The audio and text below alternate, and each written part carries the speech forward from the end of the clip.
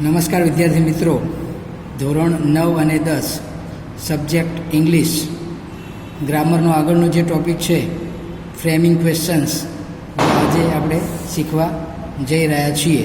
તો કેવી રીતે પ્રશ્નાર્થ વાક્ય બનાવી શકાય.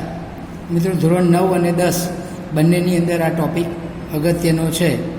તો WH ક્વેશ્ચન્સ કેવી રીતે બનાવી શકાય એ આપણે આમાં જોઈશું. પહેલું જે વાક્ય છે, I get my pocket money from my dad, કે મેં મારા પિતાજી પાસેથી મારા પોકેટ મનીના પૈસા મેળવ્યા. તો મિત્રો, અહીંયા તમે શું મેળવ્યું એવો અર્થ થશે તો વોટથી પ્રશ્ન બનશે. તો શરૂઆતમાં તમે લખશો વોટ. હવે સાદો વર્તમાન કાળ અહીંયા ગેટ આપેલું છે, બરાબર, એટલે ડુ કે ડઝ હેલ્પિંગ વર્બ તરીકે મૂકવું પડશે. પણ અહીંયા આઈ આપેલું છે એટલે તમે ધ્યાન રાખજો, ડુ મૂકાશે. વોટ અને તમે શું મેળવ્યું, વોટ ડુ યુ ગેટ, આ મૂળ ક્રિયાપદ જ આવશે, બરાબર, ધ્યાન રાખજો. ડુ કે ડઝ આવે એટલે હંમેશા ડુ, ડઝ કે ડીડ એની સાથે આવનારું જે ક્રિયાપદ છે એ મૂળ ક્રિયાપદ મુકાય.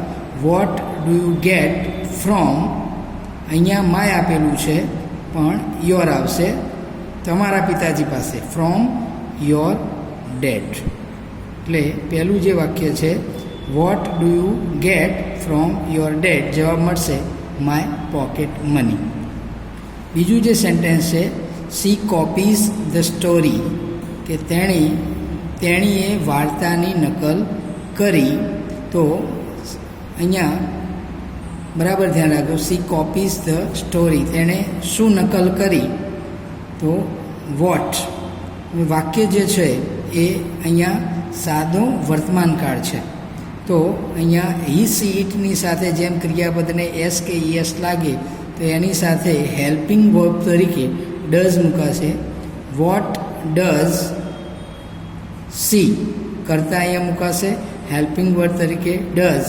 અને આ કોપીઝ જે છે, મેં હમણાં કહ્યું પ્રમાણે ડુ કે ડઝ આવે એટલે એની સાથે આવનારું ક્રિયાપદ એ મૂળ ક્રિયાપદ. What does she copy. અહીંયા મિત્રો એક બાબત છે, અહીંયા પણ એક પ્રશ્નાર્થ વાક્ય, છેલ્લે ઇન્ટ્રોગેટિવ માર્ક્સ ફરજિયાત રહેશે. વોટ ડઝ સી કોપી, તો જવાબ મળશે ધ સ્ટોરી.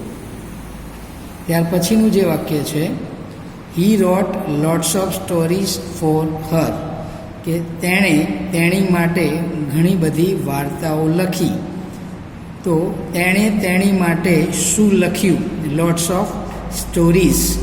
તો પ્રશ્નાર્થ વાક્યની અંદર અહીંયા શુંથી પ્રશ્ન પૂછવા માટે વોટ મુકાશે.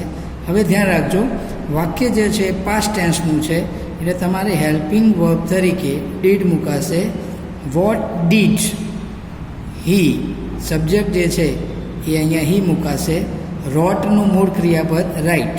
What did he write for Har.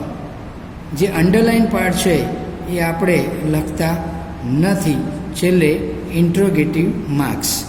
Vote did he write for her, કે તેણી માટે શું લખ્યું, લોટ્સ ઓફ સ્ટોરીઝ.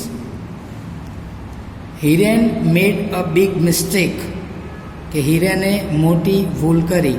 તો અહીંયા ધ્યાન રાખજો કે વાક્યની શરૂઆતમાં જો અહીંયા નામ આપેલું હોય ને અંડરલાઇન હોય એટલે જનરલી આપણે વુ મેડ અ બિગ મિસ્ટેક, કોણે, વુનો અર્થ થશે અહીંયા કોણે મોટી ભૂલ કરી. Who made a big mistake. Question mark. It began 3 years ago, કે તે 3 વર્ષ પહેલાં શરૂ થયું હતું. તો આપણે અહીંયા ટાઈમ ઓફ પીરિયડ એ હંમેશા વેનથી દર્શાવાય છે, તે ક્યારે શરૂ થયું હતું. તો વાક્યની જે શરૂઆત છે એમાં WHમાં વેન મુકાશે, વેન. હવે આ જે વાક્ય છે મિત્રો પાસ્ટ ટેન્સમાં, અહીંયા બિગેન આપેલું છે, ક્રિયાપદના આધારે આપણને ખ્યાલ આવે. વેન ડીડ હેલ્પિંગ વર્બ તરીકે અહીંયા ડીડ આપશે કેમ કે સાદો ભૂતકાળ છે. વેન ડીડ ઈટ. હવે અહીંયા જે બિગેન છે એનું મૂળ ક્રિયાપદ બિગિન થશે. એક બરાબર બાબતને ધ્યાન રાખવાની કે ડુ, ડઝ કે ડીડ મૂકો એટલે હંમેશા તમારે અહીંયા મૂળ ક્રિયાપદ જ મુકાય છે. He dropped the cup on the floor. ક્યાં? અહીંયા સ્થળ આપેલું છે. ઓન ધ ફ્લોર ક્યાં? બરાબર ધ્યાન રાખજો. He dropped the cup on the floor. તો અહીંયા વેરથી ક્યાં? તો જમીન પર. વેર અહીંયા સાદું ભૂતકાળનું વાક્ય છે, તો એની સાથે તમારે અહીંયા હેલ્પિંગ વર્બ તરીકે ડીડ આવશે. વેર ડીડ હી. અહીંયા જ્યારે ડીડ મૂકો છો ત્યારે જે આવનારું ક્રિયાપદ છે એ મૂળ ક્રિયાપદ. Where did he drop the cup.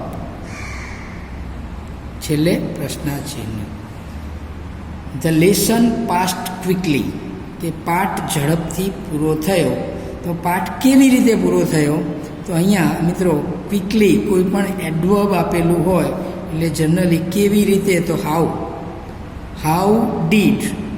કેમ ડીડ મૂક્યું? તો આ ભૂતકાળનું વાક્ય છે. How did the lesson pass.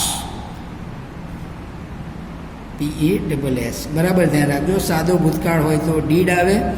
વર્તમાન કાળ હોય તો ડુ કે ડઝ મુકાય છે, પણ એની સાથે આવનારું ક્રિયાપદ એ હંમેશા મૂળ ક્રિયાપદ હોય છે. હી રેન એક્રોસ ધ સ્ટ્રીટ. એ શેરીમાં દોડ્યો. તો ક્યાં દોડ્યો? બરાબર ધ્યાન રાખજો. Across the street. તો વેર સાદો ભૂતકાળ છે. રેન. બરાબર, એટલે અહીંયા પણ ડીડ. વેર ડીડ સબ્જેક્ટ તરીકે હી. વેર ડીડ હી અને રેનનું મૂળ ક્રિયાપદ run. Where did he run. She said it very politely. તેણીએ તે વિનમ્રતાપૂર્વક કહ્યું. કેવી રીતે કહ્યું? તો અહીંયા પણ હાઉ પ્રશ્નાર્થ વાક્યની શરૂઆત થશે. હવે અહીંયા સેડ આપેલું છે. હાઉ ડીડ સબ્જેક્ટ તરીકે અહીંયા જે સી આપ્યું છે એ મુકાશે. મૂળ ક્રિયાપદ સેડનું મૂળ ક્રિયાપદ SAY સે. હાઉ ડીડ સી સે અને ઇટ. અંડરલાઇન કરેલો પાર્ટ આપણે મૂકતા નથી. તેણીએ તે કેવી રીતે કહ્યું? હાઉ ડીડ સી સે it. I spent my holidays in Switzerland. I spent my holidays in Switzerland. કે મેં મારા રજાના દિવસો સ્વિટ્ઝરલેન્ડમાં પસાર કર્યા. તો અહીંયા સ્થળ આપેલું છે એટલે વેરથી પ્રશ્ન બનશે. વેર અહીંયા પણ ભૂતકાળ છે. Where did. હવે આઈ અહીંયા તમે, તો યુ થશે. Where did you. અહીંયા જે સ્પેન્ટ આપ્યું છે એનું મૂળ ક્રિયાપદ spend. Where did you spend. માયની જગ્યાએ આવશે your. Where did you spend your holidays. વાક્યમાંથી જે ઇન સ્વિટ્ઝરલેન્ડ આ નીકળી જશે અને છેલ્લે પ્રશ્નાર્થ વાક્ય મુકાશે. તો આ રીતે આ 10 વાક્યો છે. તો અગાઉના સેશનની અંદર આગળ પણ આ જ આપણે વાક્યનો અભ્યાસ કરીશું. Thank you.